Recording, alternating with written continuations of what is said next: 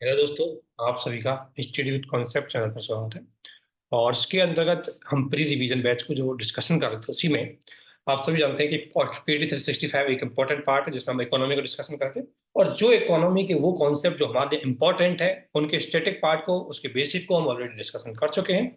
तो इसलिए प्लीज इसमें बहुत अच्छे से चीजें जो काम की वो हम उसी को डिस्कशन करें, बाकी चीजें हम भी स्किप करने की कोशिश करेंगे। जैसे एक अब बैंकिंग मॉनेटरी पॉलिसी मैंने ऑलरेडी बताया आपको कि एक तो फिस्कल पॉलिसी और एक मॉनेटरी पॉलिसी। फिस्कल पॉलिसी जो कि अगर मैं बात करूं, फिस्कल पॉलिसी की अगर हम बात करें, एक तो फिस्कल पॉलिसी ऑलरेडी हम डिस्कशन कर चुके हैं। क्योंकि फिस्कल पॉलिसी में सारा काम करती है गवर्नमेंट, और मॉनेटरी पॉलिसी बेसिकली मुद्रा से जुड़ी हुई होती है जिसमें काम करता है आपका आरबीआई। आरबीआई द्वारा ये संचालित होती है। ठीक है। अब इसी आरबीआई के कॉन्सेप्ट हम देखेंगे बैंकिंग सिस्टम को और मॉनेटरी सिस्टम को। इसमें बैंकिंग पॉलिसी और मॉनेटरी पॉलिसी दोनों को देखेंगे। उसमें एक आया incremental cash reserve ratio, ICRR. ICRR है ना, उसे बोलते हैं इंक्रीमेंटल। तो हाल ही में इसके बारे में, ये ऑलरेडी हमने स्टैटिक में पढ़ा दिया था लेकिन फिर भी एक बार डिस्कशन करते हैं। भारतीय रिजर्व बैंक ने बैंकिंग सिस्टम के मौजूदा अधिशेष तरलता को अवशोषित करने के लिए आईसीआरआर का उपयोग किया है। बेसिकली वो क्या रहा है, अगर वर्तमान बैंकिंग में हमारे यहाँ देखें तो वर्तमान में इन्फ्लेशन बहुत ज्यादा है। मतलब पिछले कुछ कोविड-19 के बाद इन्फ्लेशन बहुत ज्यादा थी। कारण क्या था इन्फ्लेशन का, कि कैश बहुत ज्यादा था। तो इसको कंट्रोल करने के लिए आरबीआई ने क्या किया, आरसीआरआर कॉन्सेप्ट का प्रयोग किया, जिसके माध्यम से मार्केट से नकदी अपने पास ले ले। यानी कि जब नकदी की स्थिति स्थिर हो गई तो आईसीआरआर को बंद कर दिया। जब आईसीआरआर की जरूरत पड़ती है तभी इसका यूज करते हैं। तो बेसिकली होती क्या है आईसीआर, दो चीज आपने सुनी होगी दोस्तों, एक होता है सीआरआर और एक होता है आईसीआरआर। तो दोनों एक जैसी है, लेकिन आईसीआरआर एक एक्सेप्शनल सिचुएशन में यूज की जाती है। ठीक है, वो सारी चीजें इसमें। तो सीआरआर और आईसीआर दोनों में थोड़ा सा टेक्निकल डिफरेंस है। बेसिकली आपने सुना सीआरआर का फुल फॉर्म है कैश रिजर्व रेशियो, और इसका मतलब है इंक्रीमेंटल कैश रिजर्व रेशियो, दोनों ही चीजें। आप जब बैंकिंग पढ़ते पढ़ते हैं तो सीआरआर क्या होती है, कि बैंकों को अपने टोटल लाइबिलिटी, ध्यान रखना, टोटल लाइबिलिटी नहीं, नेट लाइबिलिटी। नेट लाइबिलिटी बोलती है, नेट लाइबिलिटी जिसे बोलते हैं NDTL, net demand term and liability. ये क्या होती है, आप सभी जानते हैं जो बैंकों में हम जो जमाएं करवाते हो बैंक के लिए लाइबिलिटी होती है। और इसके साथ साथ बैंक की जो असेट होती है जिसको बैंक जमा करता है, कहीं पर भी बैंक खुद भी जमा करता है। तो एनडीटीएल क्या होता है, बैंक की टोटल लाइबिलिटी माइनस बैंक की असेट, इनको घटाने के बाद आता है आपका क्या, एनडीटीएल। तो सीआरआर में बैंकों का टोटल एनडीटीएल का एक निश्चित अनुपात आरबीआई के पास रखना पड़ता है कैश में। आरबीआई के पास कैश में रखना पड़ता है, उसे बोलते हैं सीआरआर, जो कि बैंकों को अपने पास रखना पड़ता है। और इंक्रीमेंटल सीआरआर बेसिकली है तो सीआरआर है ना। लेकिन और एक बात ध्यान रखना, सीआरआर पे बैंकों की तरफ से लायबिलिटी, बैंकों को कोई भी इंटरेस्ट नहीं मिलता। सीआरआर पे बैंकों को इंटरेस्ट नहीं मिलता। इसी प्रकार मान लो अगर ये तो 4% ही रखना पड़ता है, 4 से 5% आरबीआई डिसाइड करती है। लेकिन मान लो बैंकों के पास बहुत सारा पैसा आ गया, अब आरबीआई इसको कैसे करें कि इसको अपने पास बुला ले। आरबीआई क्या करेगी, इंक्रीमेंटल केस सीआरआर का यूज करेगी, जिसके अंतर्गत कई कुछ समय के लिए इस सीआर को बढ़ा करके 100% भी कर सकती है, 50% भी कर सकती है, 80% कर सकती है। जिससे कि जब तक, और कितने समय के लिए, कुछ समय के लिए, जब तक कि वो पूरा धन फ्लो होकर के, मनी फ्लो होकर के आरबीआई के पास नहीं आए। तो ये क्या होता है सीआरआर, ये होता तो सीआरआर है, लेकिन बेसिकली इसमें इंक्रीमेंटल सीआरआर होता है, ज्यादा बड़ी मात्रा में इसको कैश को रिजर्व किया जाता है। और इसके बदले भी कोई भी क्या देता है, इसके बदले भी कोई भी मुख्य रूप से इंटरेस्ट नहीं मिलता। तो ये कुछ एक्सेप्शनल सिचुएशन के लिए होती है, शॉर्ट टर्म के लिए होती है, और बहुत ज्यादा जब कैश आ जाता है तो उसको कंट्रोल करने के लिए इसका प्रयोग किया जाता है। ठीक है, वही बात इसमें हो रही है। सीआरआर को आप सभी जानते हैं। आप जानते हो आरबीआई अधिनियम 1934 के अनुसार सभी अनुसूचित वाणिज्यिक बैंक के लिए सीआरआर अनिवार्य है। जो बैंक डिपॉजिट स्वीकार करता है उसके लिए सीआरआर जरूरी है, ये बात ध्यान रखना। कॉमर्शियल बैंकों के लिए, शेड्यूल्ड कॉमर्शियल बैंकों के लिए तो मैंडेटरी है। इंक्रीमेंटल सीआरआर बेसिकली सीआरआर के समान है, इसमें बैंकों के धन को एक निश्चित हिस्सा आरबीआई के पास अलग रखना पड़ता है। इस पर आरबीआई को कोई भी ब्याज नहीं देना पड़ता है। तो बेसिकली क्या है, आरबीआई के पास सीआरआर के अलावा आईसीआरआर को भी लागू करने का विकल्प होता है, और वसूली जाने वाली यह ब्याज दर सीआरआर से अलग होती है ना। आरबीआई खुद कुछ नहीं देती, लेकिन आरबीआई इसके माध्यम से कुछ ब्याज दर वसूल सकती है, लेकिन खुद नहीं देती। ये कैसे लागू होता है देखो, कितना गजब तरीके से इसी में समझाएंगे। देखो अगर दोनों को साथ साथ लागू करना है तो कैसे करना है।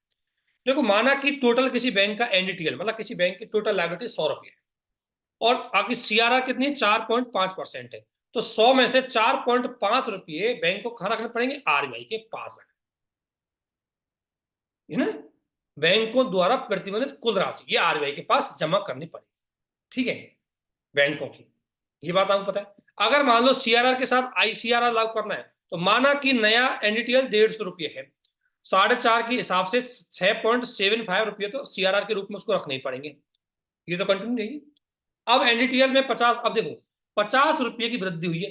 पहले एनडीटीएल 100 था, लेकिन एनडीटीएल बड़ी हुई एनडीटीएल पे, तो 50 रुपये का एनडीटीएल था, यानी कि टोटल उसके पास कैश 50 रुपये एक्स्ट्रा बढ़ गया। एक्स्ट्रा बढ़ने के बाद मान लो 10% सीआरआर आईसीआरआर लागू किया, तो 50 का 10% 5 रुपया और रखना पड़ेगा। इस प्रकार टोटल सीआरआर के रूप में 11.75 रुपये रखने पड़ेंगे। तो कुल मिलाकर के सीआरआर का मतलब एक्स्ट्रा मनी, मनी बैंकों के पास होने पर ही लगाया जाता है।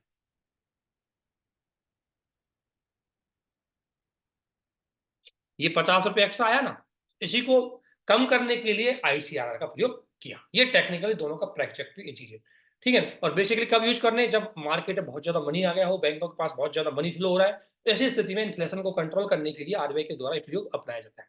इसका प्रयोग क्या होता है, देखिए प्रभाव क्या होता है, आपको पता है। तरलता में वृद्धि की संभावना के लिए बेसिकली क्या होता है, आपने देखा होगा जब कोविड-19 के बाद सरकार व्यय में बहुत ज्यादा बढ़ा रही, इससे मार्केट में लिक्विडिटी बहुत ज्यादा आ गई, पैसा बहुत ज्यादा आ गया।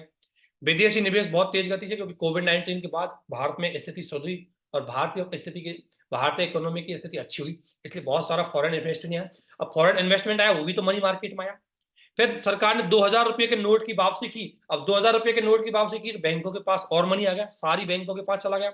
ऐसी स्थिति में मार्केट इकोनॉमी में क्या थी, लिक्विडिटी ज्यादा थी। इस लिक्विडिटी को कंट्रोल करने के लिए आईसीआरआर का प्रयोग किया गया, ठीक है। क्योंकि अगर मार्केट में लिक्विडिटी ज्यादा रहेगी तो इन्फ्लेशन ज्यादा रहेगी। तो हुआ क्या था कि सीपीआई भी भारत में बहुत तेज गति से जुलाई में 7.5% था। तो इसको कंट्रोल करने के लिए स्ट्रिक्ट मॉनेटरी पॉलिसी अपनानी पड़ी, और उसी के अंतर्गत आईसीआरआर का भी प्रयोग करना पड़ा, यानी कि एक्स्ट्रा सीआरआर को इंप्लीमेंट करना पड़ा।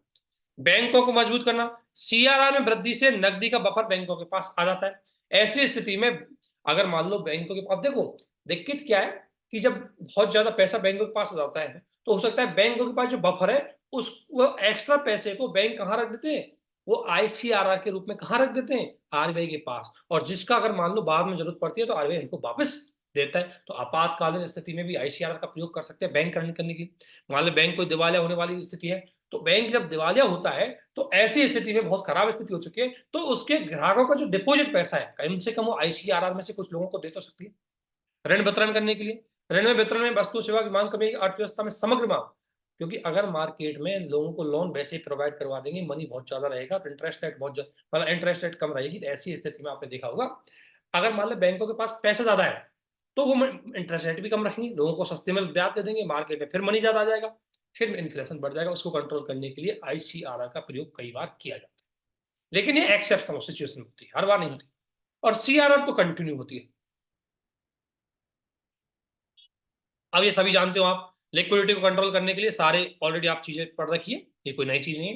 लिक्विडिटी कंट्रोल करने के लिए आरबीआई के द्वारा ये सारे तरीके अपनाए जा सकते हैं, ठीक है। अगला है surplus transfer by the RBI, भारतीय रिजर्व बैंक के द्वारा अधिशेष अंतरण। देखो कितना, एक चीज ये देखो, सबसे पहले आरबीआई है वो सरकार को कितना अधिशेष देती है। आप सभी जानते हैं आरबीआई का जो अधिशेष होता है उसका एक निश्चित अनुपात तो सरकार को अपने हिस्से से दे देती है। तो आरबीआई को देखो, ये 2011 से लेकर के, और आप ये रेड वाला देखोगे, ये जा रहा है जो आपके सामने, ये देख लो, तो इसमें एक चीज तो है, एक चीज तो क्या है कि पिछले 10 सालों में अगर मैं बात करूं, तो पिछले 10 सालों में सबसे ज्यादा दिया था 2018-19। ये बात आपको ध्यान रखना, सबसे ज्यादा। और पिछले 10 सालों में बढ़ा है, लेकिन ध्यान रखना, अगर पूछे लगातार बढ़ा है वो गलत बात है। देखो यहाँ ये बढ़ रहा है, ये ब्लैक पेन से देखो, यहाँ ये बढ़ रहा है, ठीक है, यहाँ ये बढ़ रहा है, यहाँ घट रहा है, ये देखो। तो इसका मतलब है ये डिसकंटिन्यू रहा है, कुछ बढ़ा है, घटा है, घटा है, घटा है, लेकिन ये जरूर है कि 2011 के बाद ये अधिकतम रहा है। और 2020-21 में 99,111 रुपये हस्तांतरण किए, मतलब 111 करोड़। ये सब क्या करोड़ों में। तो ये 10 साल का डेटा लेवल हो। अब ये सरप्लस होता क्या है और आरबीआई कैसे ट्रांसफर करता है, वो सारी चीज देखिए बहुत अच्छे से, यहां से भी कई बार क्वेश्चन बनते हैं। तो हाल ही में रिजर्व बैंक ने 2022-23 के लिए केंद्र सरकार को अधिशेष के रूप में लगभग 87,000 रुपये किए, जो 2021 की तुलना में 188% ज्यादा है। 2021 की तुलना में 188% अधिक है, ठीक है ना। अब देखो 20-21 में इतना है, तो 21 में शायद कम किया होगा, क्योंकि 20-21 में ऑलरेडी 99 लाख 99,000 करोड़ है। तो इसका मतलब 21 में थोड़ा, 21-22 में कम होगा, इसलिए 22-23 में ज्यादा किया गया। 22-23 में कितना किया है, 87,416 करोड़। ध्यान रखना हमारे पास ये 20-21 का है। अब इसके अकॉर्डिंग 188% करता तो और ज्यादा होता, लेकिन किया कितना है, 87,000 करोड़। इसका मतलब 2021-22 में कम किया गया, ठीक है। तो ये 21-22 की तुलना में बढ़ रहा है, 21-22 की तुलना में ज्यादा किया गया, ठीक है। आप जानते हैं आरबीआई को आयकर का भुगतान करने की आवश्यकता, आरबीआई आप सभी जानते हैं आरबीआई को अपनी इनकम में से कोई टैक्स नहीं देना पड़ता। इसलिए आरबीआई की धारा 47 में कहा गया है कि जो अधिशेष लाभ होता है आरबीआई को, वो अधिशेष की राशि आरबीआई लाभ के रूप में किसको देगी, सरकार को देगी। भाई एक कंपनी, मान लो कोई कंपनी है, वो अगर प्रॉफिट कमाती तो टैक्स के रूप में देती, अब आरबीआई पे कोई टैक्स नहीं लगता, ऐसी स्थिति में आरबीआई सरप्लस को सरकार को दे देती है। और एक कौन सी धारा है, 47। अब ये आता कहां से, ये देखेंगे। आरबीआई का कुल व्यय ब्याज से प्राप्त होने वाले इसकी आय की तुलना में काफी कम होता है, क्योंकि आरबीआई का ब्याज कितना होता है, आरबीआई गवर्नमेंट सिक्योरिटी पे ब्याज लेती है, आरबीआई फॉरेक्स पे ब्याज लेती है, आरबीआई विभिन्न प्रकार की चीजों से बहुत सारी जगह से ब्याज लेती है। तो उस सारे ब्याज का जो पैसा होता है, आरबीआई की खुद की कॉस्ट होती है, वो बहुत कम होती है। आरबीआई की कितनी तो ऑफिस है, बहुत कम ऑफिस है, ठीक है ना। तो आरबीआई कॉस्ट कम होती है, इसलिए आरबीआई इनकम में रहती है, इसलिए आरबीआई के पास हमेशा अधिशेष रहता है, हमेशा रहता है आरबीआई के पास। इससे पहले आरबीआई को अधिशेष का एक बड़ा हिस्सा अपनी कंटीजेंसी और एडवांस असेट डेवलपमेंट फंड के रूप में भी रखना पड़ता है। ध्यान रखना, जैसे मान लो आरबीआई के 100 रुपये, 100 में से मान लो 20 रुपये आरबीआई खर्च हो गए, कितने बचे, 80 रुपये अधिशेष के रूप में।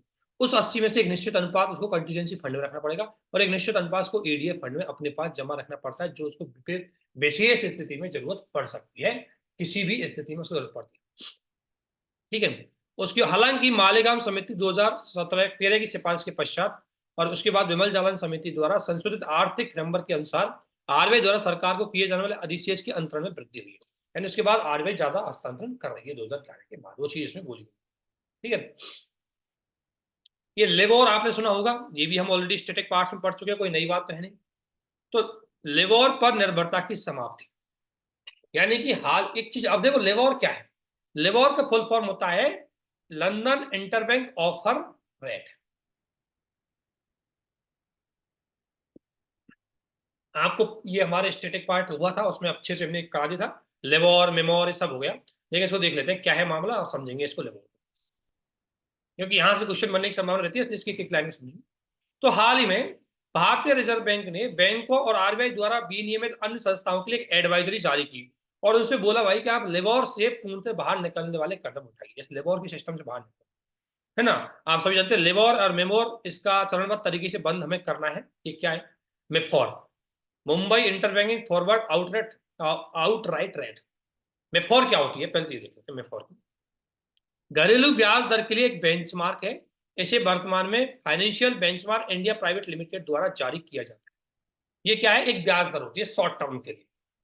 अत्यधिक शॉर्ट टर्म के लिए एक बैंक द्वारा दूसरे बैंक को या एक फाइनेंशियल इंस्टीट्यूट के द्वारा दूसरे फाइनेंशियल इंस्टीट्यूट को अल्पकालीन समय के लिए दिए जाने वाले लोन की जो इंटरेस्ट रेट होती है, उसे बोलते हैं हम, भारत में उसको बोलते हैं मिफोर, और लंदन में जब वो रेट उछलती है उसे बोलते हैं लेबोर, ठीक है ना। तो बात तो ये कि ये दोनों शॉर्ट टर्म के लिए लोन के लिए एक बैंक से दूसरे बैंक में ट्रांजेक्शन के लिए इसका यूज किया जाता है। अब आखिरकार इसको क्या मामला है इसका देखते हैं। बैंकों और वित्तीय संस्थाओं को सुनिश्चित करने की सलाह दी है कि उन्हें और उनके ग्राहकों द्वारा किसी प्रकार कोई भी नया ट्रांजेक्शन इन अमेरिका और डॉलर आधारित लेबोर और मेफोर में नहीं है। बेसिकली क्या होता है, इनमें वो ट्रांजेक्शन भी आते हैं कि जो एक देश से दूसरे देशों में भी कर रहे हो आप, और जो आपस में डोमेस्टिक लेवल पे भी कर रहे हो, तो उनमें क्या है कि अगर आप डॉलर में ट्रांजेक्शन कर रहे हो तो उसको रोकने के लिए आरबीआई के द्वारा एक ग्रुप लगाया गया। 2017 में ब्रिटिश अधिकारियों ने एक जांच में पाया गया कि कुछ बड़े बैंकों ने गलत डेटा के माध्यम से लंदन जो रेफरेंस रेट है उससे बहुत हेराफेरी करी, और उसके बाद इसको डाउट हुआ कि इस लिबोर को हमें समाप्त करना चाहिए, LIBOR system. LIBOR system basically ये भी एक बेंचमार्क सिस्टम है। बेंचमार्क सिस्टम का मतलब आधारभूत जो टैक्स रेट, इंटरेस्ट रेट होती है, इसको बोला जाता है। लिबोर का इस्तेमाल वैश्विक स्तर पर ब्याज दर के लिए किया जाता है। अंतर्राष्ट्रीय संस्थाओं में, अंतर्राष्ट्रीय बैंकों में एक दूसरे को लोन देने के लिए इंटर बैंकिंग सिस्टम के लिए इसका प्रयोग किया जाता है कि भाई मिनिमम इतनी इंटरेस्ट रेट होनी चाहिए, वो है आपका लिबोर। और जब इस यही अगर भारत में देखा जाता है तो इसको बोलते हैं मेमोर। 2014 से पहले लिबोर को ब्रिटिश बैंकर एसोसिएशन द्वारा तय किया जाता है, बाद में इसको यूके के फाइनेंशियल कंडक्ट अथॉरिटी द्वारा जारी किया जाता है। बेसिकली इसको कौन डिसाइड करता है? पहले ब्रिटिश बैंकर करता था, अब ये करते हैं।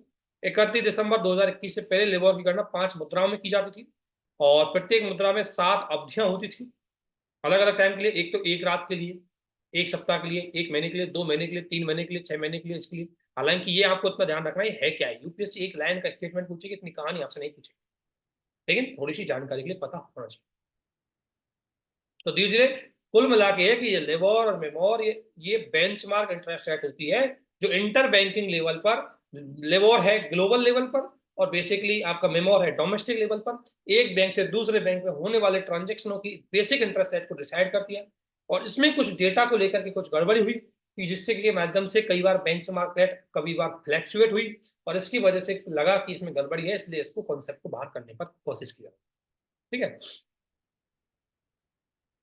इससे क्या फायदा होंगे? देखो, अगर लिबोर से भारत की इंडिपेंडेंसी कम हो जाएगी तो भारत की जो ब्याज दर है जिसपे हम उसके लिबोर के आधार पर डिसाइड करें तो खत्म कर देंगे हम। लागत हमारी कम हो जाएगी, अधिक प्रतिस्पर्धा हो जाएगी, क्योंकि लिबोर में ट्रांसपेरेंसी नहीं थी। अब हम लिबोर को ही बेस बना करके दूसरे देशों को इंटरेस्ट देते थे, दूसरे बैंकों को इंटरेस्ट देते थे, दूसरी वित्तीय संस्थाओं को इंटरेस्ट देते थे। अब वो पता नहीं चल पाता वो सही है गलत है। ठीक है, लिबोर के और क्या क्या विकल्प है?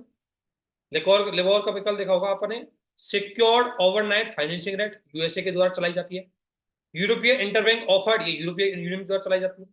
टोक्यो इंटरबैंक ऑफर्ड रेट, ये तेवोर जापान द्वारा चलाई जाती है। संघाई सिंगोर भारत के द्वारा चलाई जाती है मेमको, है ना।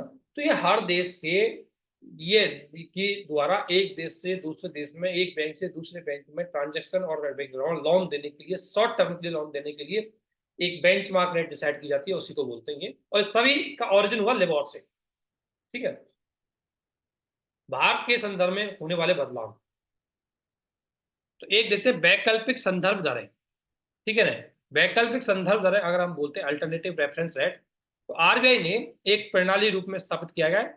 यह प्रणाली अंतर्राष्ट्रीय वित्तीय लेन देन के लिए ब्रिटिश पाउंड की बजाय मुद्राओं के बास्केट से दर चुनने का सुविधा प्रदान करेगी। जैसे अभी तक क्या होता था, अभी तक जो ये लिबोर था तो इंटरेस्ट रेट पाउंड के आधार पर 20 बार डिसाइड होता था। अब भारत ने बोला है कि अंतर्राष्ट्रीय मार्केट में हम क्या करेंगे, एक बास्केट, बास्केट का मतलब कई मुद्राओं के संयोजन से, हम उन कई अलग अलग मुद्राएं हैं, यूरो डॉलर पाउंड सभी है, उनके संयोजन से हम एक सभी की कितनी रेट है अंतर्राष्ट्रीय मार्केट में, बेंचमार्क कितना है, और क्या उनके अंतर्राष्ट्रीय मार्केट में डिमांड है, और क्या उनकी सप्लाई है, उसी के आधार पर उनकी जो हमारी एक्सचेंज, हमारी एक तो विनिमय दर डिसाइड होगी, और विनिमय दर के आधार पर फिर हमारी base rate, interest rate decide होगी, उसी के लिए बात बोली गई।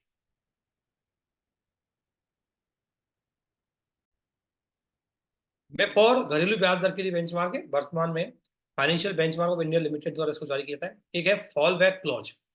आरबीआई ने उन सभी पुरानी वित्तीय अनुबंधों में फॉल बैक क्लोज को शामिल करने पर जोर दिया जिससे संदर्भ दर के तौर पर लिबोर और वेपर का प्रयोग हुआ करता था। चूंकि अब इस संदर्भ में इनका इस्तेमाल नहीं होगा, इसलिए फॉल बैक क्लोज को संशोधित किया गया। फॉल बैक क्लोज बेसिकली कुछ सुविधाओं के लिए दिया जाता था। ठीक है ना। फाइनेंशियल बेंचमार्क इंडिया लिमिटेड, ये भारत में 2014 में कंपनी अधिनियम के अंतर्गत एक प्राइवेट कंपनी की गई थी, और इसका स्वामित्व अगर देखें तो इन कंपनियों का इसके अंतर्गत इनका हिस्सेदारी थी, जिसमें एक है एसोसिएशन ऑफ इंडिया, एक है FEDII, और एक है इंडियन बैंकिंग एसोसिएशन। इनके सहयोग से एक स्वामित्व वाली एक कंपनी डिसाइड की गई थी, जिसका उद्देश्य कि भारत में मुद्रा बाजार, सरकारी प्रतिभूतियां, विदेशी मुद्रा संबंधित बेंचमार्क विकसित करना और उन पर नजर रखना। कि बेसिक बेंचमार्क क्या है, वो इंटरेस्ट रेट के बेंचमार्क, एक्सचेंज रेट के बेंचमार्क, कुछ भी हो सकते हैं। विनिमय, इसको भारतीय रिजर्व बैंक द्वारा इसको रेगुलेट किया जाता है। इसको, इस कंपनी रेगुलेशन किया जाता है by reserve bank of India. कार्य बता दिया, मत या राय के जरिए जुटाए गए डेटा और बाजार का संग्रह करती है, उनको समय समय पर समीक्षा करती है, और बेंचमार्क का प्रबंधन करती है। जो बेंचमार्क लिबोर की विबोर करते थे उन्हीं के आधार पर ये करती है। अब इन्होंने अपना से एक अलग कॉन्सेप्ट डेवलप किया ताकि बेंचमार्क का बेसिक डिसाइड किया जा सकता है। इतना ही था इसमें, ठीक है। अगला आता है payment system and financial market. ये बहुत अच्छी चीज है। पेमेंट सिस्टम और फाइनेंशियल मार्केट, ये भी एक यहाँ से भी क्वेश्चन बन सकते हैं आपके करंट। तो सबसे पहले आता है cross border payment. Cross border मतलब एक देश से दूसरे देश के बीच में जो हम ट्रांजेक्शन करते हैं उनको बोलते हैं क्रॉस बॉर्डर पेमेंट।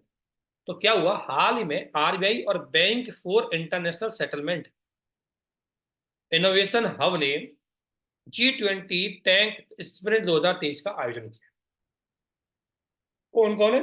एक तो आरबीआई है और दूसरा बीआईएस है। इन दोनों ने मिलकर के ये का आयोजन किया G20 टैंक स्प्रिंट 2023 का। इसका उद्देश्य सीमा पार भुगतान में सुधार करना।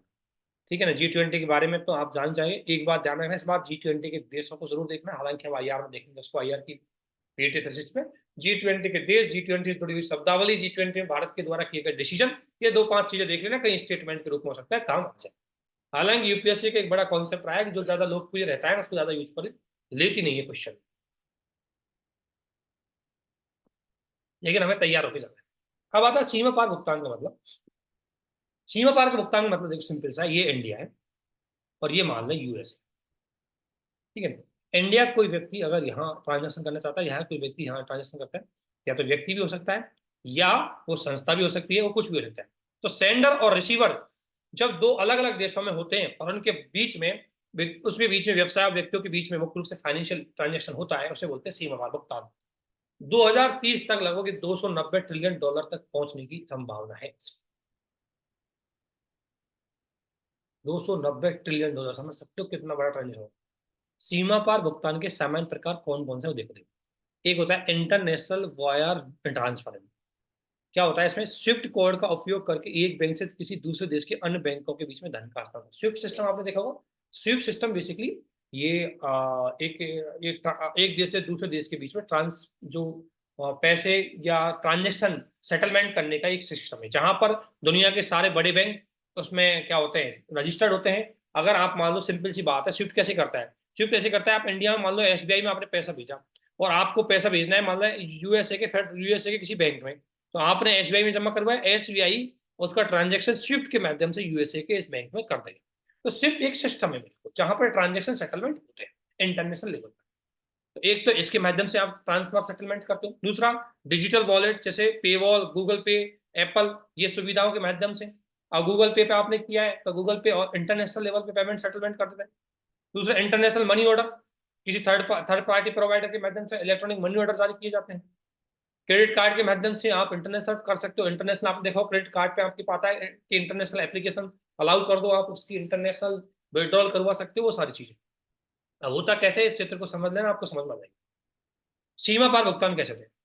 दोनों जगह के बैंक खातों का उपयोग करके सरलता से सीमा पार भुगतान किया जाता है। जैसे एक है बैंक ए और एक है बैंक बी, दैट्स ओके। क्या होगा, बैंक ए, या बैंक ए में सेंडर के द्वारा $100 भेजे गए।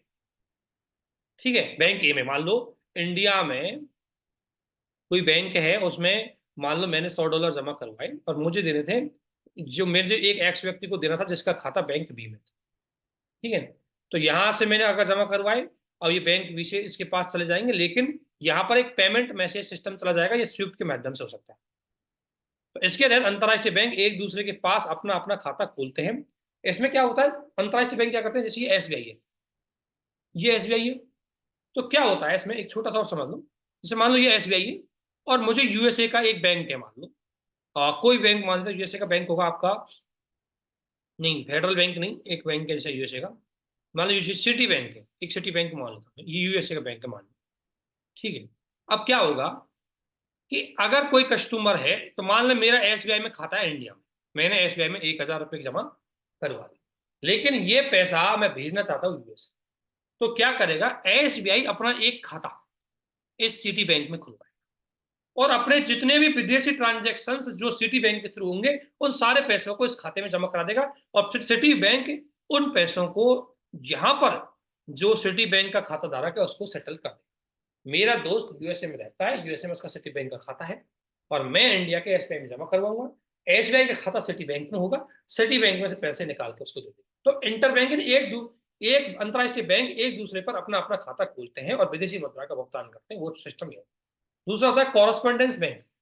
इसके तहत अंतर्राष्ट्रीय बैंक एक दूसरे के पास अपना अपना खाता नहीं खोलते, इसके बजाय किसी मध्यस्थ तीसरी पार्टी के माध्यम से अपना खाता रखते हैं और उसके विदेशी उसके माध्यम से क्या करते हो, उन पैसों को रिसीविंग करते। जैसे फॉर एग्जाम्पल एसबीआई भी बैठा हुआ व्यक्ति है और इधर सिटी बैंक, तो एसबीआई ने मान लो एक्स एक मध्यस्थ लिया, इसको पैसे दिए, इस मध्यस्थक का खाता एसबीआई में भी है, इस मध्यस्थ का खाता सिटी बैंक में है, और ये सिटी बैंक में उन खातों से पैसे जमा कर और फिर यहाँ से ट्रांजेक्शन कर दे। तो इसमें क्या है, किसी मध्यस्थ को लेते हैं। इस तरीके से सीमा पार सेटलमेंट होता है।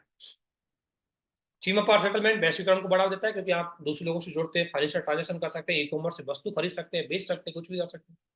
ठीक है, वित्तीय समावेशन बढ़ता है। भारतीय अर्थव्यवस्था, भारतीय अर्थव्यवस्था में बहुत ईज ऑफ डूइंग को बढ़ाया है। सारी चीजें, कोई व्यक्ति, आप देखते हो, आप भी मान लो बैंक में घूमने गए, आपके पास एक क्रेडिट कार्ड है, उसको आप इंटरनेशनल ट्रांजेक्शन उसमें अलाउ किया, किसी भी जगह ट्रांजेक्शन किया, आपका मामला खत्म, ना तो आपको विदेशी मुद्रा लेनी पड़ी, ना कुछ लेना पड़ा, है ना। तो वो अच्छी सुविधा है।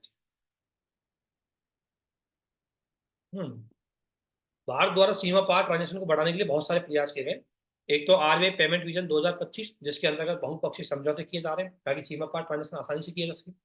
एनपीसीआई द्वारा भीम यूपीआई कोड के माध्यम से सीमा पार ट्रांजेक्शन, जैसे सिंगापुर, सऊदी अरब, यूएई, मॉरिशस, नेपाल, भूटान में भीम यूपीआई को अलाउ कर दिया गया। आप वहाँ यूपीआई से जाके ट्रांजेक्शन कर सकते हो। एनआरआई के माध्यम से भारत द्वारा विदेशी नागरिक और एनआरआई को यूपीआई के इस्तेमाल की अनुमति दे दी, तुम यूपीआई का इस्तेमाल कर सकते हो। और सीमा पार भुगतान के लिए सीबीडीसी, और सीमा पार भुगतान के लिए हमने क्या किया, एक सेंट्रल बैंक डिजिटल करेंसी चालू कर दी है, और इसको लेकर के भारत यूएई के बीच में समझौता हुआ है कि भाई अगर मेरी करेंसी है उसको तुम भी मान्यता दे देना, डिजिटल होगी। अगर मेरा आदमी यहाँ से ले जाके करेंसी आपको दे तो ले लो, और उसके बदले मुझे, मतलब आप अपनी मुद्रा भी इसी तरह से डिजिटल कर सकते हो। तो डिजिटल करेंसी है ये, तो डिजिटल फॉर्म में होगी। तो इस तरीके से ट्रांजेक्शन को सेटलमेंट किया जा रहा है। सेबी के बारे में थोड़ा सा देख लेते हैं, इस बार ज्यादा हाईलाइट रही। SEBI, securities and exchange board of India की बात है। सेबी ने बॉम्बे स्टॉक एक्सचेंज में investor risk reduction access platform शुरू किया है। क्या है इसको देखते हैं। सेबी आप सभी जानते हैं, ये आगे सेबी के बारे में लिखा हुआ है इसमें। देखो यूपीएससी सेबी के बारे में तो पूछेगा नहीं आपसे, है ना, कि सेबी क्या है, लेकिन पता जरूर होना चाहिए। पूछेगा तो बिल्कुल नहीं, इतने क्वेश्चन तो आसान से चलेगा नहीं। तो देखो यहाँ पूछेगा आपसे IRRA के बारे में, अगर पूछेगा तो यहाँ से बने। तो सेबी ने प्लेटफॉर्म चालू किया है बेसिकली ट्रेडिंग में आने वाले टेक्निकल ग्लिच को निवेशकों से बचाने के लिए। होता क्या है, आजकल आपने देखा होगा, आजकल बहुत सारे लोग ट्रेडिंग करने लगते हैं, सबके पास मोबाइल है, खरीद के कोई अकाउंट खुलवा लेते हैं और किसी भी माध्यम से ट्रेडिंग कर सकते हैं। अब ट्रेडिंग करते समय कई बार लोगों की क्या करते हैं, फंस जाती चीजें, निवेशकों की चीजें फंस जाती है। उसको रिजॉल्व करने के लिए एक प्लेटफॉर्म लॉन्च किया है, किसके द्वारा, सेबी के द्वारा। कोई टेक्निकल ग्लिच से चलने वाले कारण ऑर्डर एग्जीक्यूट नहीं कर पाता और वो फंस जाता है। एक प्राइमरी साइट और डिजास्टर रिकवरी साइट, दो फेज होते हैं, प्राइमरी साइट और डिजास्टर रिकवरी साइट। तो साइट उन पे कई बार किसी के फंस जाते हैं। अब क्या होता है इसमें, यह प्लेटफॉर्म सभी ट्रेडिंग केंद्रों से ट्रेडिंग मेंबर्स के ट्रेड को डाउनलोड करता है। साथ ही इंटरनेट के माध्यम से ट्रेडिंग और वायरलेस तकनीक का उपयोग करके निवेशकों से IRR एक्सेस के लिए एक लिंक देगा और एक मैसेज भेजेगा। सभी एक्सचेंज के लिए अलाउ है, PSE, NSE, NCDX, MCX, metropolitan stock exchange को के द्वारा इसको विकसित रूप से किया गया। इसमें क्या है कि बेसिकली आपको जब भी कहीं भी टेक्निकल ग्लिच आएगी, प्राइमरी साइट में जाए तो खुद इन्वेस्ट कर लो वो, और है ना, उनके माध्यम से, जैसे आपने पैसा कोई इन्वेस्ट किया, सिंपल सी बात है, वो आपका फंस गया कहीं, तो उसके लिए मुख्य रूप से इन्होंने ये एक मैकेनिज्म डेवलप किया है, जिससे क्या है कि जितने भी आप ट्रांजेक्शन कर रहे हैं, जितने भी मेंबर्स उसके साथ जुड़े हुए हैं, ट्रेडिंग जुड़ी हुई है, सबको डाउनलोड करेगा, चेक करेगा कि किसने ट्रांजेक्शन किया, उसी आधार पर उसके ट्रांजेक्शन को सक्सेस करेगा, जो भी करेगा उसको माध्यम से इसने किया है। तो इंटरनेट के माध्यम से ट्रेडिंग और वायरलेस तकनीक के माध्यम से जो निवेशक कर रहे हैं उनको डायरेक्टली एक लिंक मिलेगा, है ना, एसएमएस के जरिए, एसएमएस भेजते हुए लिंक एसएमएस के जरिए जाएगा। अगर आपका फंसा हुआ है क्लिक कीजिए, ओपन कीजिए, पता लग जाएगा कहाँ फंसा हुआ है। इसके बाद कोई कंप्लेन वगैरह जो भी आप करना चाहते हैं उसके माध्यम से वो आसानी से कर सकते हैं। तो उसके लिए लाया है। सेबी के बारे में आप जानते हैं, बेसिकली इसकी स्थापना 12 अप्रैल 1992 में एक एक्ट के माध्यम से हुई थी, इसलिए ये क्या है, सार्वजनिक नहीं है। हालांकि इसकी स्थापना 1988 में ही कर दी, लेकिन ये व्यवहारिक रूप से 12 अप्रैल 1992 को वैधानिक बना। बोर्ड में 9 सदस्य होते हैं। अध्यक्ष केंद्र सरकार द्वारा अपॉइंटमेंट होता है, ठीक है, 4 पूर्णकालिक सदस्य, 4 अल्पकालिक सदस्य, एक सदस्य आरबीआई द्वारा नियुक्त किया जाता है, और 2 बोर्ड सदस्य वित्त मंत्रालय द्वारा, 5 केंद्र सरकार द्वारा नियुक्त होते हैं। कार्य बहुत काम करता है, जितने भी शेयर मार्केट और सिक्योरिटी में निवेशक है उनके हितों की रक्षा करना है, स्टॉक एक्सचेंज को रेगुलेट करता है, प्रतिभूतियों के इनसाइडर ट्रेडिंग। इनसाइडर ट्रेडिंग का मतलब क्या होता है, आप सभी जानते हैं ना, कि अंदर की खबर पता होकर होती है कि जैसे ये कोई कंपनी है, इसके अंदर की खबर पता है कि ये मान लो कोई शेयर निवेश चालू करेगी, हम पहले ही इसके शेयर खरीद ले ताकि बाद में इसकी डिमांड ना हो। मतलब इनसाइडर ट्रेडिंग का मतलब होता है, ये एक गलत ट्रेडिंग का तरीका है, ये अनैतिक ट्रेडिंग का तरीका है कि आपको अंदर की खबर पता है और उसके आधार पर फिर आप इन्वेस्ट कर रहे हो उसमें, या उसके आधार पर उस अंदर की खबर का मतलब आप फायदा उठाते हुए इन्वेस्ट कर रहे हो, कोई आर्थिक कोई गतिविधि में भाग ले रहे हो, उसे बोलते हैं इनसाइडर ट्रेडिंग। इसका एक एग्जांपल समझो, ये मान लो कोई प्रोजेक्ट, अब ये प्रोजेक्ट 20 साल बाद बनेगा, लेकिन जिनकी यहाँ पर मान लो सड़क बनाने प्रोजेक्ट है, लेकिन जिनकी यहाँ पर जमीन नहीं है, बिल्कुल जमीन नहीं है, उनमें से किसी एक व्यक्ति को पता लग जाता है अंदर से, मैं एक प्रोजेक्ट के मामले में एग्जांपल दे रहा हूँ, उसको अंदर से पता लग जाता है कि सरकार 10 साल बाद यहाँ से ये प्लान सोच रही है, और वो जाके पहले से ही सस्ती जमीन खरीद, ठीक है ना। तो मतलब, और उसके बाद जब प्रोजेक्ट आएगा, और उसके बाद जब वो प्रोजेक्ट इंप्लीमेंट किया जाएगा तो जमीन की वैल्यू बढ़ जाएगी, उसको बेच दो। तो इनसाइडर ट्रेडिंग ठीक ऐसी प्रकार का कि आप जो ट्रेडिंग कर रहे हो उसमें अंदर की खबर आपको कोई जो पता, जो अनैतिक है जिसको जानना, अगर वो पता है उसका फायदा उठा करके आप बेसिकली अपने ट्रेडिंग को बढ़ाते हो, तो उसे बोलते हैं इनसाइडर ट्रेडिंग। स्टॉक ब्रोकर्स, सब ब्रोकर्स इन सभी को चेक करती है, निवेशकों की शिक्षा इन सभी चीजों को देखती है। सेबी की शक्ति अधिनायक ने कहा है कानून के माध्यम से 100 करोड़ से अधिक या उससे अधिक मूल्य की मनी पूलिंग योजना को विनियमित भी करती है। सेबी किसी भी प्रतिभूति के लेन देन की जांच के दौरान किसी भी व्यक्ति की टेलीफोन रिकॉर्ड है उसके सबको जेल सकती है, अनुशासनात्मक कार्रवाई कर सकती है, और मध्यवर्ती या व्यक्ति पर उचित प्रतिबंध लगाने के निर्देश भी दे सकती है। सेबी द्वारा बहुत सारे इनिशिएटिव चलाए गए हैं, जिसमें एक होता है आईपीओ के लिए संशोधित समय सीमा, इनिशियल पब्लिक ऑफरिंग। आप सभी जानते हैं इनिशियल पब्लिक ऑफरिंग का मतलब होता है कोई सरकारी कंपनी या कोई कंपनी अपने मार्केट में शेयर बेचना चाहती है, तो वो इन्वेस्टरों को बुलाती है, इसमें कोई भी आके इन्वेस्ट कर सकता है, उनसे खरीद सकता है, जनता भी कर सकती है, कोई सिलेक्टिव नहीं होता, कोई भी जा करके। जैसे अभी पीएलआई का आईपीओ निकला था, एलआईसी का, बहुत सारे लोगों ने खरीदा था ऑनलाइन, जिसको मन किया उसने खरीद लिया, वो होता है आईपीओ, जिसमें आम जनता भी खरीद सकती है, जिसका कोई भी लेन देन नहीं। तो भारतीय सेबी ने कंपनियों के आईपीओ लिस्टिंग के समय सीमा 6 दिन से बढ़ा करके क्या कर दी, 6 दिन से घटा करके 3 दिन कर दी, मतलब T6 की जगह T+3 कर दी। आईपीओ ज्यादा प्राथमिक बाजार में जनता की प्रतिभूतियों की बिक्री से है, ये कंपनियों के लिए धन जुटाने का एक बड़ा स्रोत है। मान लो एलआईसी है, उसको पैसा जुटाना था, 10% शेयर बेच दिया, इसको आईपीओ कर दिया, अब हर कोई व्यक्ति उन शेयरों में निवेश कर रहा है, खूब एलआईसी के पास 10% शेयर खरीदने तक पैसा आ जाएगा। सेबी का नया कदम आईपीओ जारी करने के लिए ईज ऑफ डूइंग बिजनेस को बढ़ाएगा, साथ ही कंपनी कोई काम की चीज नहीं है। फिर बीबीएसआर फ्रेमवर्क, ये एक बार देख लेना, कोई खास लग नहीं रहा, ठीक है, ये भी कोई खास नहीं। डब्बा बॉक्स ट्रेडिंग क्या होती है, इसको जरूर देख लेते हैं। देखो मैं छोड़ रहा हूँ, उनसे गो थ्रू जरूर होना है ना, आने की संभावना थोड़ी कम है, लेकिन गो थ्रू जरूर होना है, कहीं ऐसा नहीं कि उसको बिल्कुल ही छोड़ देना है। अगला क्या है, डब्बा बॉक्स ट्रेडिंग क्या होती है, डब्बा बॉक्स ट्रेडिंग देख लेते हैं। National stock exchange, stock exchange का मतलब जहां 10-15 कंपनियां लिस्टेड होती है, और फिर वो आपस में एक शेयर दूसरे को, दूसरा शेयर तीसरे को, आपको एक प्लेटफॉर्म मिल जाता है ना, वो स्टॉक एक्सचेंज होता है। जैसे मान लो मुझे निवेश करना है, मान लो मैं निवेश करूंगा एक कंपनी में, तो एक कंपनी में निवेश में मुझे डाउट रहेगा, पता नहीं क्या होगा नहीं होगा, डाउट, इसलिए 10-25 कंपनियों का एक शेयर मार्केट रजिस्टर्ड होता है, 10-20 कंपनियां उसमें लिस्टेड होती है, उन्हें ही हम स्टॉक एक्सचेंज बोलते हैं। तो ये नेशनल स्टॉक एक्सचेंज हो गया एक तो नेशनल स्टॉक एक्सचेंज ने डब्बा ट्रेडिंग में शामिल संस्थाओं के नाम लेते हुए एक नोटिस जारी किया। डब्बा ट्रेडिंग एक इनफॉर्मल ट्रेडिंग है जो स्टॉक एक्सचेंज से बाहर है। इसके तहत क्या होता है, किसी विशेष स्टॉक लेने के लिए वास्तविक लेन देन किए बिना ही कीमतों में उतार चढ़ाव लगाते हैं, और एक्सचेंज में होने वाले ट्रेडिंग के समान ही है। इसके अंदर आय व लाभ का कोई उचित रिकॉर्ड नहीं है, तो परिणामस्वरूप व्यापारिक प्रावधान से बचने के लिए मदद मिलती है। देखो क्या होता है, अनऑथराइज ट्रेडिंग कैसे है, इसमें क्या ख्याल करते हैं ये, जैसे एक कंपनी ए, बी और सी, ये कंपनी मान लो इसमें रजिस्टर्ड है। अब इन कंपनियों में मान लो कोई कंपनी विभिन्न प्रकार के निवेशक आए, इसमें शेयर किया, इसमें शेयर किया, इसमें शेयर किया, लेकिन ये शेयर आपस में एक्सचेंज नहीं हुए, फिजिकली इन्होंने कुछ एक्सचेंज नहीं किया, बस इन लोग खरीद रहे, कर रहे, बिक्री कर रहे, फिर खरीद कर रहे, बिक्री कर रहे, फिर खरीद कर रहे, बिक्री कर रहे। मान लो ये कहेगा यार तू इसको यहाँ खरीद ले, मैं तुम्हें यहाँ दे दूँ, तुम्हें फिजिकली कुछ चेंज नहीं हुआ। तो क्या होता है कि फिजिकली चेंज हुए बिना ये स्टॉक में बहुत ज्यादा ट्रांजेक्शन करने लग जाते हैं, इससे कि स्टॉक में कीमतें ऊपर नीचे हो जाती है।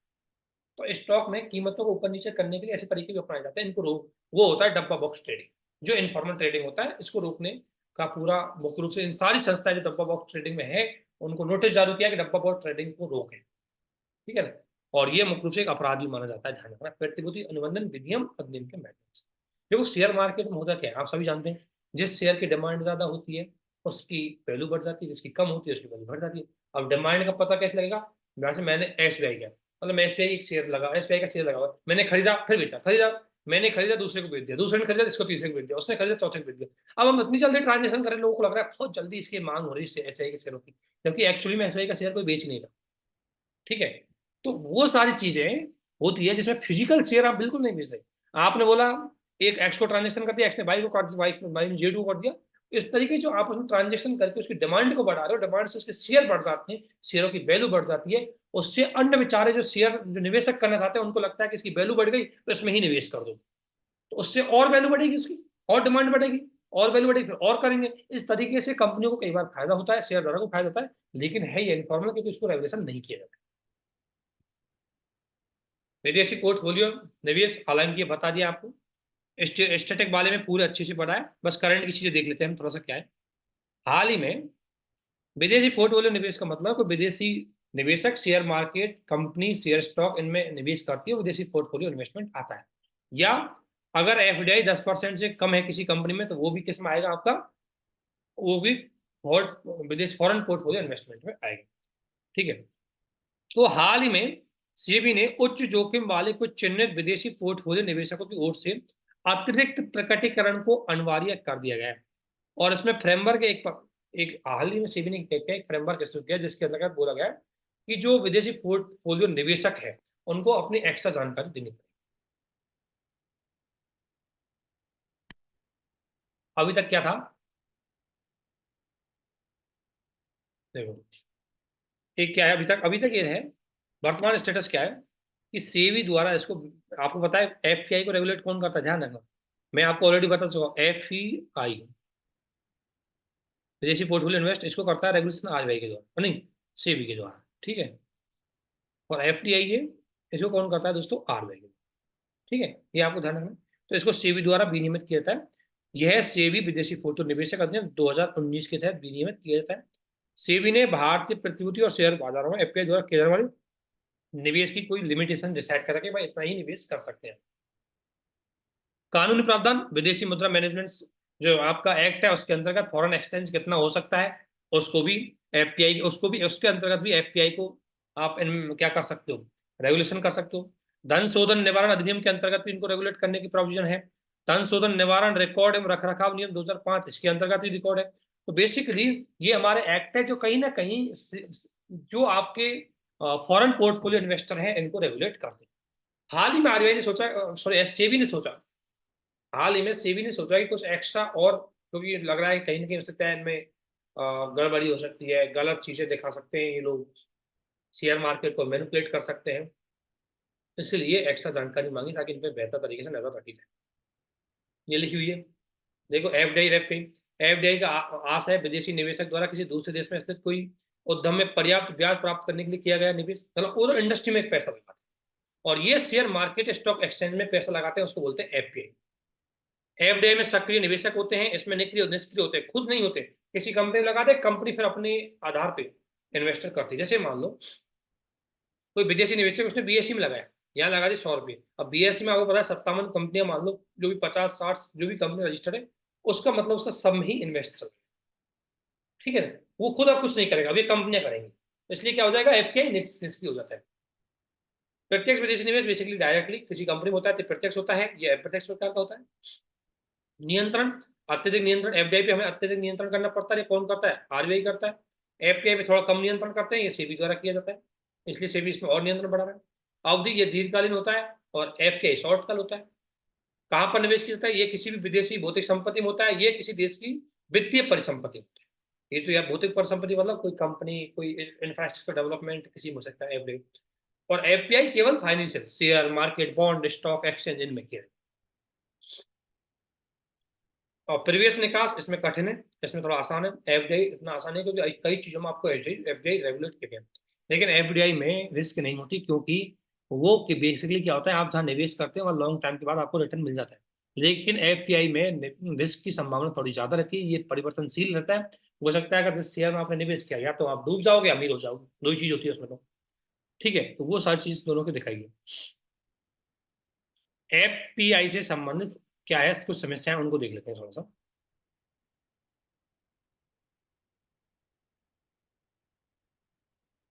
देखो एफपीआई से संबंधित समस्याएं, प्रेस नोट 3 की शर्तों का उल्लंघन या दुरुपयोग। ये क्या होता है, पीएन 3 क्या होता है?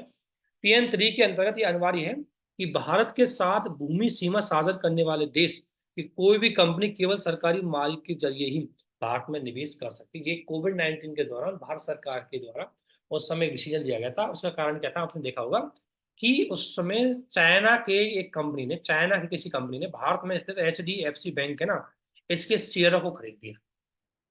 ठीक है, और उस समय तक ये रूल लागू नहीं था, क्योंकि उसने शेयर खरीद लिया, अर्थात इसकी बड़ी ओनरशिप चाइना की कंपनी के पास चली गई, चाइना गवर्नमेंट की ही कंपनी थी, उसके पास चली गई।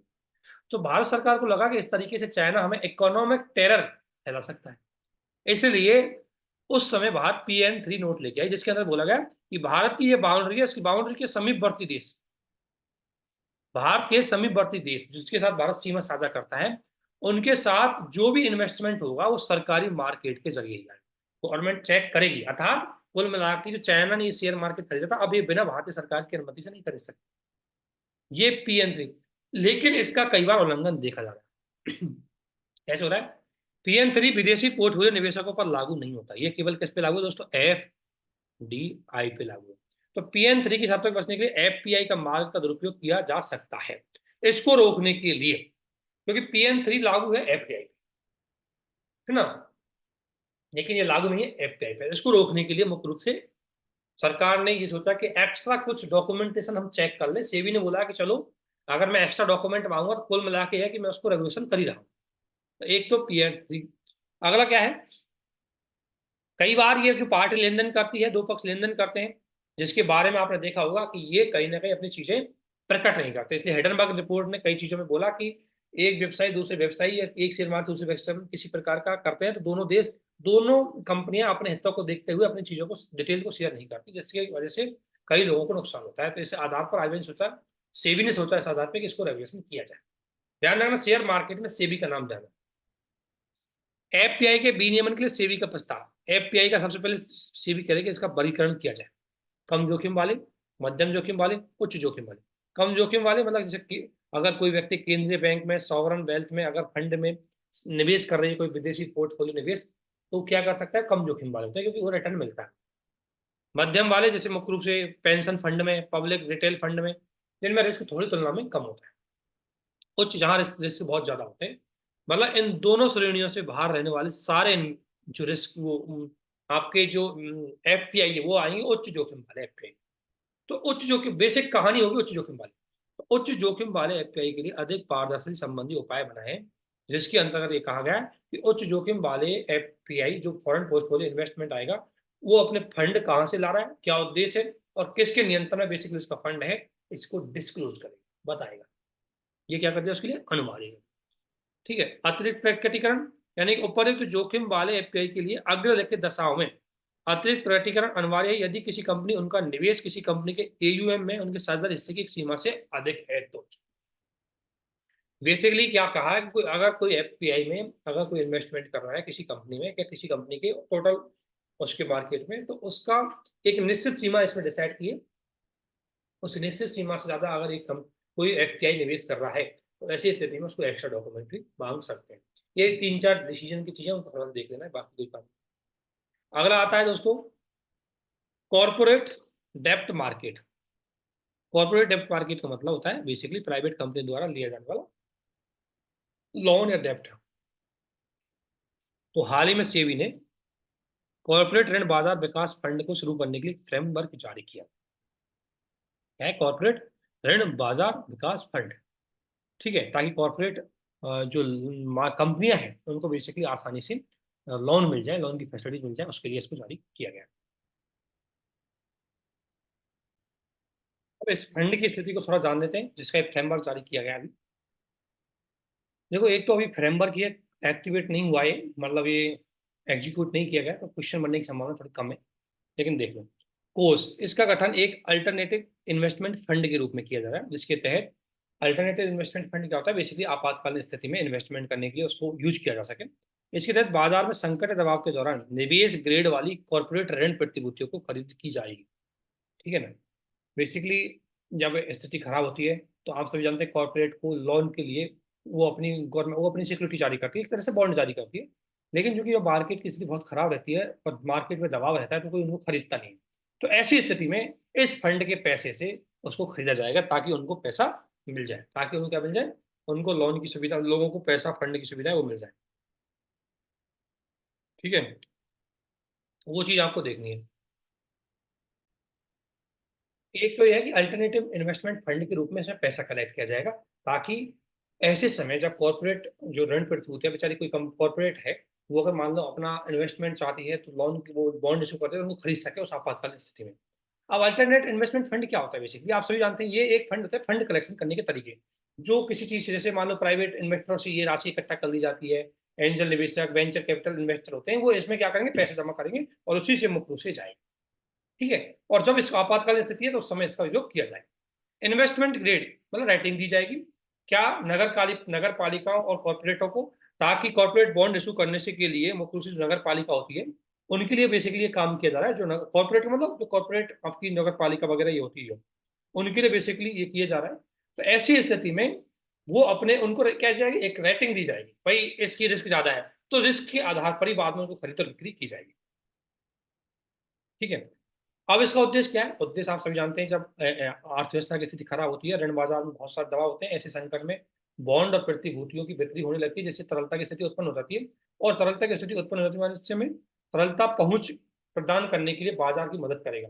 तो उस समय तरलता है वो मार्केट में और आए, उसके लिए मार्केट में मुख्य रूप से काम करेगा, जिसके माध्यम से कॉर्पोरेट को फंड उपलब्ध करवाने में आसानी होगी।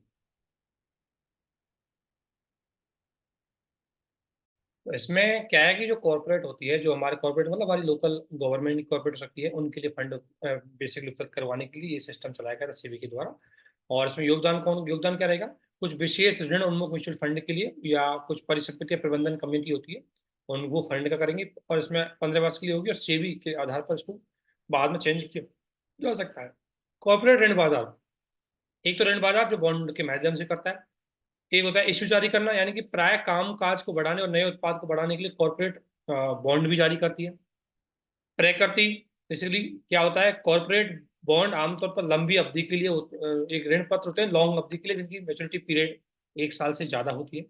विनिमय, जो कॉर्पोरेट ऋण बाजार के अंतर्गत जो बॉन्ड इशू होते हैं उनको सेबी द्वारा रेगुलेट किया जाता है। 2002 में सेबी और आरबीआई के बीच नियामकी क्षेत्राधिकार का एक अनुबंधन को स्पष्ट कर दिया गया, जिसमें मुद्रा बाजार सरकारी प्रतिभूतियों को आरबीआई के विनियमित, देखो ध्यान रखना दो चीज, मुद्रा बाजार और सरकारी प्रतिभूतियां उनको तो कौन करती है, उनको तो आरबीआई के द्वारा रेगुलेशन किया जाता है, लेकिन कॉर्पोरेट ऋण बाजार को सेबी के द्वारा रेगुलेट किया जाता है। इन दोनों के ज्यूरिडिक्शन को लेकर के मतलब काफी कॉन्फ्लिक्ट थे, बाद में डिसाइड हुआ कि आरबीआई क्या करेगी और सेबी क्या करेगी। भारत में बॉन्ड बाजार की स्थिति देखें तो आउटस्टैंडिंग कॉर्पोरेट बॉन्ड जीडीपी के 17% के बराबर थे, मतलब कॉर्पोरेट आउटस्टैंडिंग मतलब अभी बकाया। उभरती हुई एशियाई अर्थव्यवस्था के यही आंकड़े हैं, साउथ कोरिया में 80%, मलेशिया में 50%, चीन में 40% है। देखो ये बात तो सही है कि अगर कॉर्पोरेट बॉन्ड मार्केट में ज्यादा इशू हुआ है तो कॉर्पोरेट कंपनी को ज्यादा पैसा मिला है, आसानी से वो अपना इन्वेस्ट कर पा रही है, एक अच्छी बात होती है। ठीक है ना। कॉर्पोरेट ऋण बाजार निवेश को बढ़ाने के लिए, संसाधनों का उचित प्रबंधन करने के लिए इसका यूज किया जाता है, और उनकी बैलेंस शीट को सुधारने के लिए। तो इनको पैसा दिलाने के लिए आपातकालीन स्थिति में स्थिति सुधार के लिए पैसा दिलाएं, उसके लिए ही वो फंड का गठन सेबी के द्वारा किया गया। अगला है इन्वेस्टर सर्विस फंड और इन्वेस्टर प्रोटेक्शन फंड, ISF और IPF। इनको देखते हैं। सेबी ने स्टॉक एक्सचेंज एवं डिपोजिटरी द्वारा देखरेख किए जाने वाले निवेशक सुरक्षा कोष, सेबी ने, ध्यान रखना, सेबी ने स्टॉक एक्सचेंज और डिपोजिटरी जो इनको देखरेख करती है उसके लिए निवेशक सेवा फंड कोष के लिए व्यापक दिशा निर्देश दिए गए। अब कुल मिलाकर क्वेश्चन आएगा, IPF क्या है और ISF क्या है, इनका क्वेश्चन आएगा। तो सबसे पहले देखते हैं निवेशक सुरक्षा कोष, investor protection fund. Investor protection fund की स्थापना का उद्देश्य एक्सचेंज के भागीदार हैं, स्टॉक ब्रोकर भी हो सकते हैं, और निवेशकों के हितों की सुरक्षा। स्टॉक ब्रोकर जो बीच में मीडिएटर होते हैं इन्वेस्टमेंट करवाने, ठीक है ना। स्थापना सभी स्टॉक एक्सचेंज और डिपॉजिटरी द्वारा एक आईपीएफ की स्थापना की जाएगी। सभी कंपनियों के द्वारा, जो स्टॉक एक्सचेंज है, पीएससी, सभी को जितनी भी है, उनके द्वारा मुख्य रूप से एक आईपीएफ की स्थापना की जाएगी। डिपॉजिटरी आप सभी जानते हैं डिपॉजिटरी एक वित्तीय संस्थान संगठन होता है जो व्यवसायी जो व्यक्तियों की वित्तीय लिखितों की डिपॉजिट स्वीकार करता है, वह स्टॉक बॉन्ड जैसे वित्तीय लिखितों खरीदने और बेचने की क्या करता है, शुरुआत करता है। डिपॉजिटरी बेसिकली क्या होता है, एक संस्था होती है जो क्या करती है, वित्तीय लिखित जो इंस्ट्रूमेंट होते हैं, शेयर मार्केट, जो गवर्नमेंट सिक्योरिटी, इनको क्या करता है, इनकी जमाओं को, इनको जमा के रूप में, डिपॉजिट के रूप में स्वीकार करता है। और उदाहरण के लिए अगर देखें तो सेंट्रल डिपॉजिटरी सर्विस ये इंडिया की है, नेशनल डिपॉजिटरी सर्विस ये भारत के हैं। इसी प्रकार यूएस डिपॉजिटरी होती है एक तो ये आपने देखा होगा एनएसडीएल। एनएसडी क्या है, एनएसडीएल डिपॉजिटरी है जो पैन कार्ड बनाती है अभी हाल फिलहाल। CDL central depository limited service है। तो ये क्या डिपॉजिटरी है, जहां पर शेयर के माध्यम से कई चीजों को डिपॉजिट किया जाता है, लिखित इंस्ट्रूमेंट होते हैं फाइनेंशियल मार्केट के, उनको डिपॉजिट किया जाता है, वो है डिपॉजिटरी।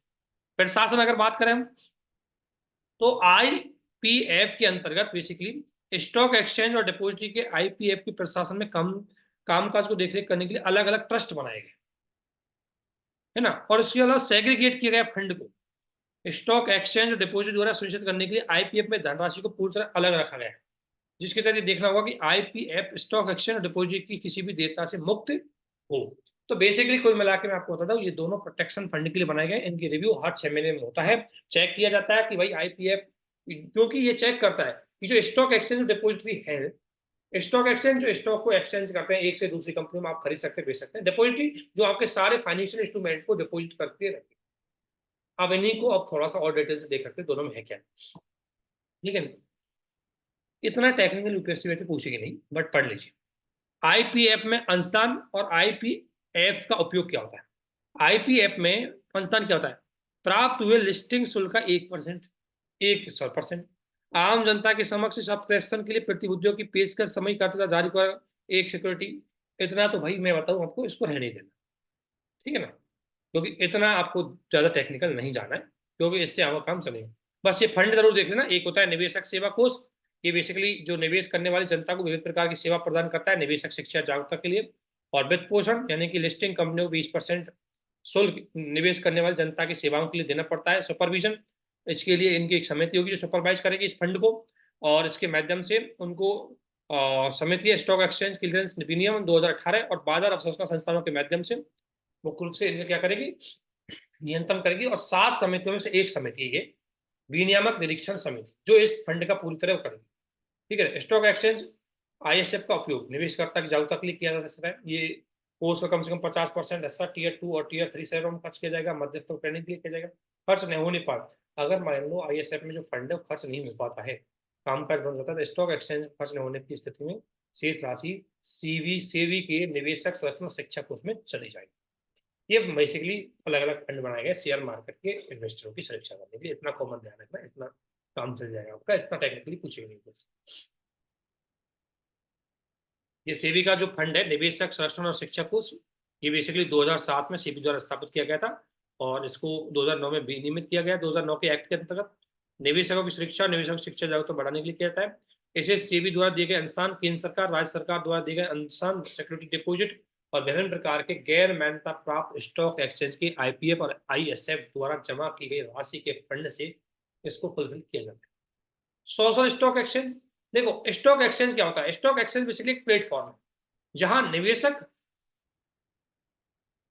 और एक मतलब एक निवेशक और एक होता है ऋण प्राप्ति वाले। अब किसी एक कंपनी को पैसा चाहिए, अब एक कंपनी किसी बी को नहीं जानती, लेकिन एक कंपनी स्वयं को यहाँ पर रजिस्टर कर, और बी भी आपको यहाँ पर रजिस्टर करवाएगा, इसके माध्यम से ये इसके पास पैसा चला जाएगा, ये अपना काम करेगा, एक टाइम के बाद इसको वापस रिटर्न कर देगा। तो स्टॉक एक्सचेंज में बेसिकली एक प्लेटफॉर्म होता है। उसी में अगर मान लो कोई भी व्यक्ति चाहता है कि मैं शिक्षा, स्वास्थ्य, गरीबों कल्याण और सोशल सिक्योरिटी के लिए, महिलाओं के लिए, इन चीजों में मैं अगर मैं चाहता हूँ मेरा पैसा खर्च करूँ, मैं इन्वेस्ट करूँ, लेकिन मेरे पास कोई ऐसा, ना तो मेरा एनजीओ है, ना मेरा कोई प्लेटफॉर्म है, ना मेरा कोई ऑर्गेनाइजेशन, कुछ भी नहीं, मैं कैसे कर सकूँ। इसके लिए मुख्य रूप से एक सोशल स्टॉक एक्सचेंज डेवलप किया गया है। आप जाकर के अपना पैसा वहां लगा, जैसे शेयर मार्केट है वैसे स्टॉक एक्सचेंज है। बस शेयर मार्केट में आप लगाते हैं पैसा किसके लिए, पैसे कमाने के लिए। और यहाँ पैसा लगाते हो लोगों के कल्याण।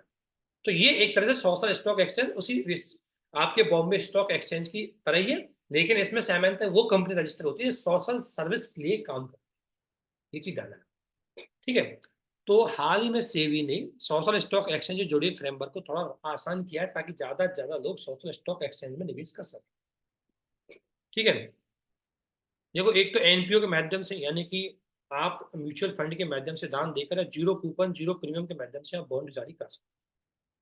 Zero coupon zero bond basically social stock exchange पर एनपीओ ही जारी कर सकता है। इन बॉन्डों की एक विशेष अवधि होती है, ठीक है। और जीरो कूपन बॉन्ड की परिपक्वता अवधि मूलधन पर भुगतान नहीं किया जाता। इस तरह के दान के पीछे का उद्देश्य कल्याण और कर संबंधी लाभ प्राप्त करना है। ध्यान रखना, zero coupon zero principal. Zero coupon मतलब इसमें क्या है कि आपने बॉन्ड इशू किया है ना, और बॉन्ड इशू किया, और बॉन्ड इशू करने के बाद आपको दोबारा पेमेंट नहीं करना पड़ता। जैसे ये मान लो प्लेटफॉर्म है, ये सोशल स्टॉक सोशल क्षेत्र में काम करने वाली, सोशल सेक्टर में काम करने वाली क्या है, एक कंपनी है। ये क्या करेगी, उसको पैसा चाहिए, ये एक बॉन्ड जारी करेगी। उस बॉन्ड का नाम क्या होगा, जीरो कूपन जीरो प्रिंसिपल। और मैं एक आदमी है जो निवेश करना चाहता है, ये इस कूपन को खरीदेगा, इस कंपनी को पैसा देगा।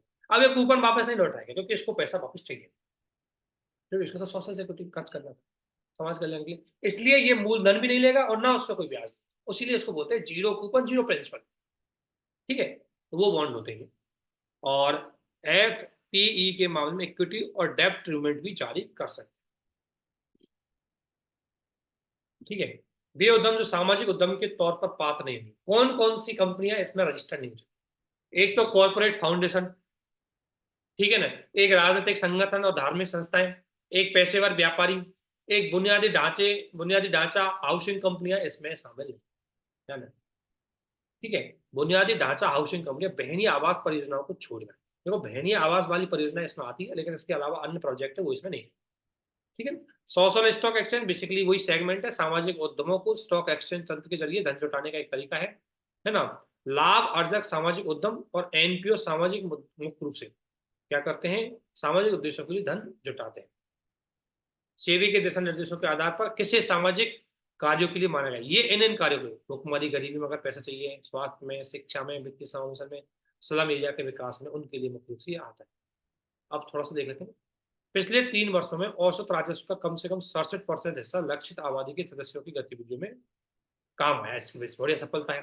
पिछले 3 वर्षों में व्यय किया गया पैसा, अगर आपने देखा होगा कि इस सामाजिक उद्यम में अगर मान लो कोई, इसमें ये बताया गया कि अगर मैं, मेरा कोई सोशल वेलफेयर मतलब कोई संगठन है, तो मुझे कब इस स्टॉक एक्सचेंज में रजिस्टर करने का मौका मिलेगा, जब मैंने अपने टोटल रेवेन्यू का पैसा, अब तक 3 सालों में मुझे कहीं से चंदा किसी तरीके से पैसा मिला, उसका 67% मैंने पैसा खर्च किया, जो लक्षित आबादी के जो पात्र लोग हैं उनके लिए किया, उनकी गतिविधियों के लिए किया, तब जाकर के मुझे कहीं ना कहीं क्या मिलेगा, तब जाकर के मुझे सोशल स्टॉक एक्सचेंज में एज ए वेलफेयर कंपनी के रूप में, as a social stock exchange company के रूप में रजिस्टर होने का मौका मिलेगा, ठीक है। तो इसके लिए ये कंप्लीट हो गया है। बेसिकली सोशल स्टॉक एक्सचेंज एक अच्छा कॉन्सेप्ट है ना, और इसके बारे में आप क्वेश्चन पूछ भी सकते हैं। अगला आता है एक्सटर्नल सेक्टर, जिसको हम अगले वीडियो में देखेंगे। ये भी बहुत मेजर इंपॉर्टेंट चीज है, जिसको अगले वीडियो में हम देखने की कोशिश करेंगे। तो यहां तक आप सभी को बने रहने के लिए बहुत बहुत धन्यवाद है।